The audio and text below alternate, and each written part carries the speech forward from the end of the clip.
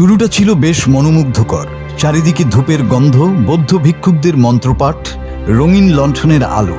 আর ঠিক তখনই চোখ আটকে গেল এমন এক ভিক্ষুর দিকে, যে কিনা মানুষ নয়, সে একটি রোবট।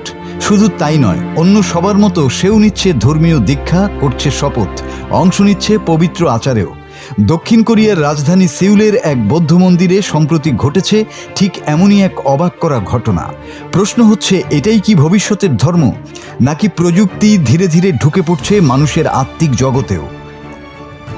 4 ফুট উচ্চতার মানব সদৃশ রোবট গাভি অংশ নিয়েছে বৌদ্ধদের ঐতিহ্যবাহী সুগে দীক্ষা অনুষ্ঠানে।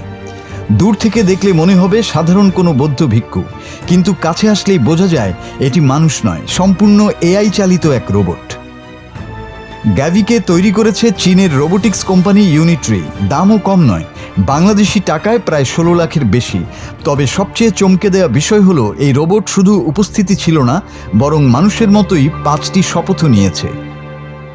সে প্রতিজ্ঞা করেছে জীবনের প্রতি শ্রদ্ধাশীল থাকবে, কারো ক্ষতি করবে না, মানুষের কথা শুনবে, মিথ্যা বা প্রতারণামূলক আচরণ করবে না এবং শক্তির অপচয় করবে না। শুনতে যেন একদম ভবিষ্যতের কোনো সাইফাই সিনেমার দৃশ্য। আরও অবাক করা বিষয়, বৌদ্ধদের বিশেষ ইয়নবি শুদ্ধিকরণ আচারেও অংশ নেয় গাভি। যেখানে সাধারণত ভিক্ষুদের হাতে ধূপের ছ্যাঁকা দেয়া হয়, সেখানে রোবট গাভীর গলায় পরিয়ে দেয়া হয় প্রার্থনার মালা আর লাগিয়ে দেয়া হয় বিশেষ স্টিকার। এই ঘটনাটি শুধু একটি প্রযুক্তিগত প্রদর্শনী নয়, বরং এটি একটি বড় বার্তাও দিচ্ছে।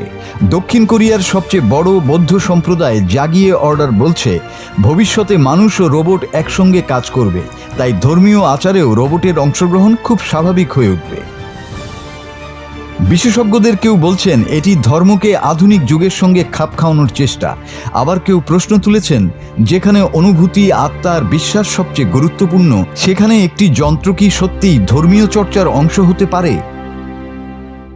তবে বিতর্ক যাই থাকুক, একটি বিষয় স্পষ্ট, কৃত্রিম বুদ্ধিমত্তা এখন শুধু মানুষের কাজই করছে না, ধীরে ধীরে মানুষের বিশ্বাস আর আধ্যাত্মিক জগতেও প্রবেশ করতে শুরু করেছে।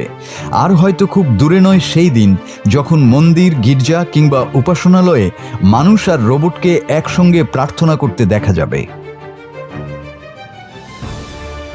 মাসুদ হাসান, বাংলা টিভি।